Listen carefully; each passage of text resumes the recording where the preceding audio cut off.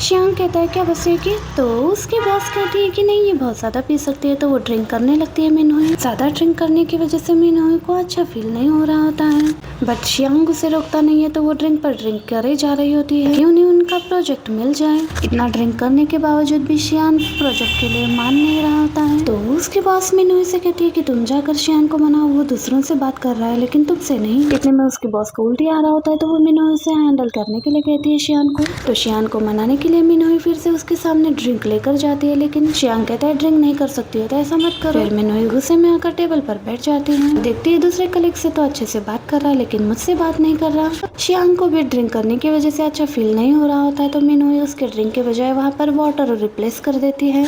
जैसे ही next drink Xiang लेता है तो उसे समझ में आता है कि इसमें वाटर है, और मिनहुई को देख के समझ जाता है कि ये उसी ने किया होगा। अब मीटिंग के बाद तो मिनहुई बहुत ज्यादा ड्रंक हो चुकी होती है। उसे मनाने के लिए इतनी वाइन पी, लेकिन फिर भी वो माना नहीं। वो बहुत ज्यादा ड्रंक थी, इतने में सामने शियांग आ जाता है। अब यहाँ इस मोमेंट पर इन दोनों को ही अपने पास्ट की यादें आने लगती है। जब भी मिनहुई ज्यादा ड्रिंक कर लेती थी तो शियांग उसके लिए हैंगओवर ड्रिंक लेकर आता था। यहाँ ड्रंक होने की वजह से मिनहुई शियांग से कहती है चलो घर चलते हैं। ये सुनकर शियांग पूछता है तुम्हारे कहने का मतलब क्या है? तुम्हारे कंपनी के साथ कोऑपरेशन के लिए मुझे सोचना होगा, क्योंकि तुम बहुत बड़ी झूठी हो। ये कहकर शियांग जाने लगता है तो मिनहुई उसे रोकने लगती है, लेकिन फिर भी वो चला जाता है। मिनहुई रोते हुए नीचे बैठी और कहती है कि मैंने तुमसे बताने की कोशिश की, लेकिन तुमने उस दिन सुना ही नहीं, तो इसमें मेरी क्या गलती है? और बाद में तुम्हें बताने का मौका ही नहीं मिला मुझे। मैं तो हमेशा के लिए तुम्हारे साइड में रहना चाहती थी, लेकिन सिचुएशन ऐसी हो गई कि हमें दूर होना पड़ा। अब ड्रंक होने की वजह से वो गिरने लगती है, तो शियांग उसे पकड़ लेता है और उसे उठाकर अपने कार में लेकर चला जाता है और उसे लाकर अपने कार में बिठा देता है। अब उसे कार में घर ड्रॉप करने के लिए जा रहा होता है, लेकिन मिनहुई ड्रंक होने की वजह से बार बार उसकी गोदी में ही सोने लगती है। शियांग उसे उठाता है, लेकिन बार बार वो ड्रंक होने की वजह से उसके ऊपर गिर रही होती है। इतने में मिनहुई के फोन में मैसेज आता है कि चंग चंग के हार्ट डिजीज का ऑपरेशन करना होगा। ट्रीटमेंट होने के बाद वो नॉर्मली लाइफ जी सकता है। ये मैसेज देखकर शियांग को डाउट होने लगता है। जब नेक्स्ट डे हॉस्पिटल आता है शियांग, तो उसका असिस्टेंट पूछता है कि क्या आपको डाउट है कि चंग चंग आपका ही बेटा है? तभी शियांग देखता है कि चंग चंग को कुछ बच्चे परेशान कर रहे हैं, तो शियांग उसके पास जाता है। चंग चंग से पूछता है तुम यहाँ पर अकेले क्यों हो, तुम्हारी मम्मा कहाँ पर है? वो बताता है मॉम मेरी रिपोर्ट्स लेने गई है। शियांग कहता है तुम्हारे डैड बेस्ट हार्ट सर्जन है, तुम्हारी मॉम बहुत परेशान रहती है, तुम जल्दी ठीक हो जाओगे। चंग चंग बताता है वो मेरे रियल डैड नहीं है, वो तो मेरे गॉडफादर हैं। तो मैं मिनहुई आकर उसे रोकती है और शियांग से कहती है मिस्टर शियांग मुझे चंग चंग को चेकअप के लिए लेकर जाना है। तो शियांग मिनहुई को रोककर पूछता है कि इसे मेरे जैसे हार्ट डिजीज क्यों है? मिनहुई पूछते है तुम्हें कैसे पता चला? शियांग पूछता है ये क्या ये मेरा बेटा है? तो मिनहुई साफ मना कर देती है। चंग चंग कुछ कहने लगता है, लेकिन मिनहुई उसका मुंह बंद करती है और उसे चेकअप के लिए लेकर जाती है। इस मोमेंट पर शियांग को तो 100% डाउट हो चुका था कि चंग चंग उसका ही बेटा हो सकता है। नेक्स्ट डे जब मिनहुई अपने ऑफिस में आती है, तो उसकी बॉस बताती है मेरे पास एक गुड न्यूज है। बॉस बताती है शियांग की कंपनी ने हमारे साथ लॉन्ग टर्म कोऑपरेशन साइन की है। इसके बाद मिनहुई पूछती है तो बैड न्यूज क्या है? बॉस बताती है सारे डिटेल्स तुम्हें खुद हैंडल करने होंगे इस प्रोजेक्ट के, और ये स्पेशली हमारे न्यू चेयरमैन का रिक्वेस्ट है तुम्हारे लिए, मतलब कि शियांग का ही। ये कहकर उसकी बॉस तो चली जाती है। इतने में मिनहुई को हॉस्पिटल से कॉल आता है कि चंग चंग की तबीयत बहुत बिगड़ गई है, तो वो भागते हुए हॉस्पिटल आती है। शियांग को वहाँ देखकर वो उससे पूछती है तुम यहाँ पर क्या कर रहे हो? शियांग बताता है जब मैं हॉस्पिटल आया था तो उसकी तबीयत बहुत ही ज्यादा खराब हो चुकी है, डॉक्टर तुम्हें बाद में सारे सिचुएशन बता देगा। इतने में असिस्टेंट बताता है कि डॉक्टर ने कहा है चंग चंग को ब्लड की बहुत जरूरत है, उसे ब्लड ट्रांसफर की जरूरत है। मिनहुई कहती है मैं जाकर डॉक्टर से बात करती हूँ, तो शियांग उसे रोकता है। शियांग कहता है मेरा भी ओ टाइप ब्लड है, मैं उसे डोनेट कर दूंगा। मिनहुई कहती है नहीं तुम उसे ब्लड नहीं दे सकते। शियांग पूछता है क्यों? शियांग के बार बार कहने पर भी वो मना करती है, तो शियांग पूछता है क्यों? तो वो कहती है वो तुम्हारा बेटा है और रिलेटिव्स उसे ब्लड नहीं दे सकते। अब ये सुनकर शियांग तो बहुत ज्यादा शॉक्ड और सरप्राइज्ड हो जाता है। उसे बहुत बुरा भी फील हो रहा होता है। मिनहुई को रियलाइज होता है कि उसने उसे आखिर सच बता दिया। अब शियांग को गुस्सा आता है, तो वो मिनहुई से पूछता है कि मैंने तुम्हें पहले भी पूछा था, तो तुमने मना किया था कि वो मेरा बेटा नहीं है। मिनहुई कुछ कहती है इससे पहले उसे कॉल आता है कि चंग चंग वार्ड में उसका रेगुलर चेकअप करना है। ये सुनकर मिनहुई हैरान हो जाती है कि चंग चंग तो यहाँ इमरजेंसी रूम में है। यहाँ उसे समझ में आता है कि ये सब कुछ शियांग ने किया और पूछती है तुम्हें पहले से पता था कि चंग चंग तुम्हारा बेटा है?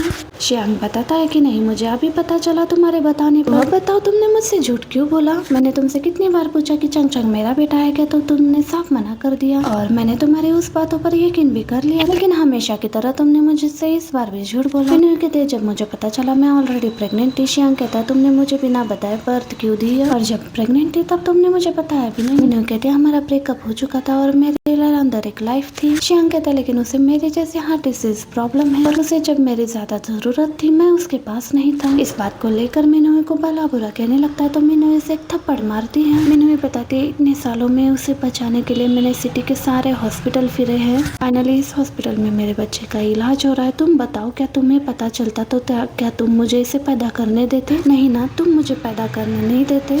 ये सुनकर शियांग को भी बुरा लगता है। मिनू शियांग से पूछती है अब बताओ तुम क्या चाहते हो, क्या तुम मुझसे मेरे बच्चे को छीनना चाहते हो? मिनू ये गुस्से में शियांग से कहती है मैं तुम्हें एक बात क्लियरली बता दूं कि मुझसे मेरे बेटे को कोई भी छीन नहीं सकता, वो चाहे उसका बायोलॉजिकल फादर भी क्यों ना हो। ये कहकर मिनू गुस्से से वहाँ से चली जाती है।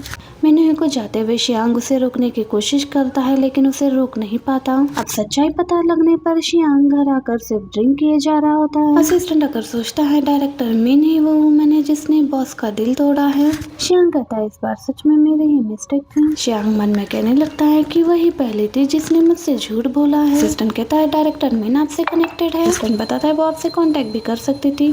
तो शियांग बताता है कि मेरा कॉन्टेक्ट नंबर भी चेंज हो चुका था। 5 सालों से उसका इंतजार कर रहा था और ये 5 साल मेरे लिए आसान नहीं थे। शियांग चंग ने दिया हुआ चॉकलेट निकाल कर उसे देखने लगता है और उसे मिस करने लग रहा होता है चंग को। असिस्टेंट से कहता है जाकर बेस्ट लॉयर को ढूंढो कस्टडी के लिए। असिस्टेंट फिर हाँ कर देता है। ये कहकर शियांग चला जाता है तो असिस्टेंट सोचता है कुछ दिनों में ये घर जैसा होने वाला है। लेकिन नेक्स्ट डे जब मिनू अपने घर आती है तो वो देखती है शियांग को अपने घर में, तो सोचती है कि क्या मैं किसी और के घर में आ गई हूँ, क्या कोई सपना देख रही हूँ। जब फिर से डोर ओपन करती है तो शियांग उसके घर में था।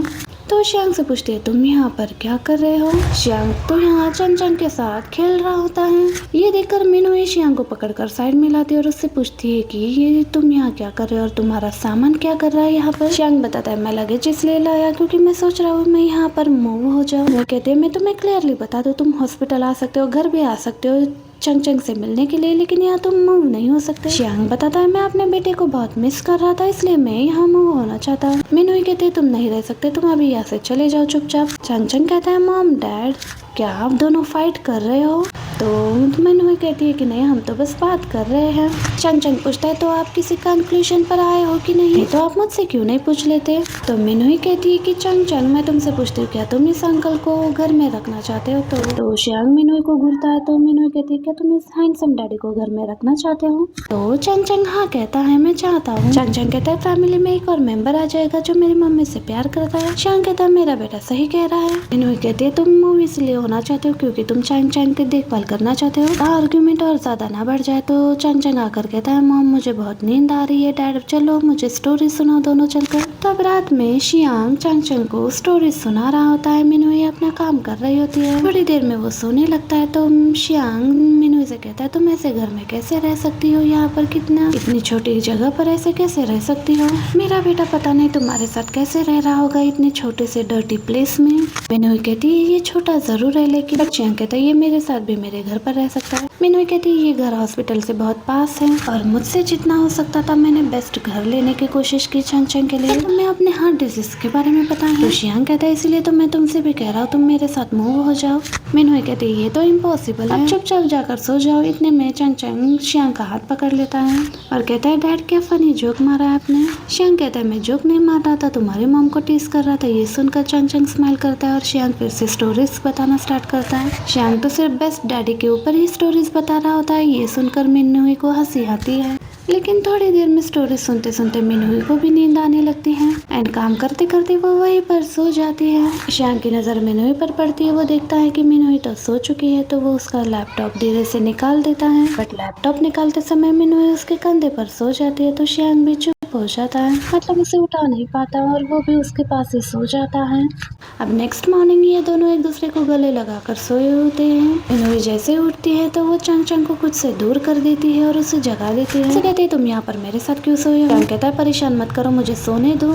यहाँ मिनोई उसे उठाने लगती है तो शियांग उसे एकदम से जोर से खींच लेता है, तो यहाँ एक्सीडेंटली दोनों में किस हो जाती है। दूसरी तरफ बाहर शियांग रुई आया होता है जो मिनोई के बारे में चंग चंग से पूछ रहा होता है। चंग बताता है मॉम मेरे रूम में सोई है। ये बात ये दोनों भी सुन लेते हैं। शियांग को बहुत गुस्सा आता है कि ये यहाँ क्या कर रहा है। मिनोई शियांग से कहते है तुम चुप रहो और बाहर मत निकलो। सेंग रूही ऊपर आ रहा होता है और डोर नॉक करता है। मिनोई डोर खोलने के लिए जाती है, शियांग उसे रोक लेता है।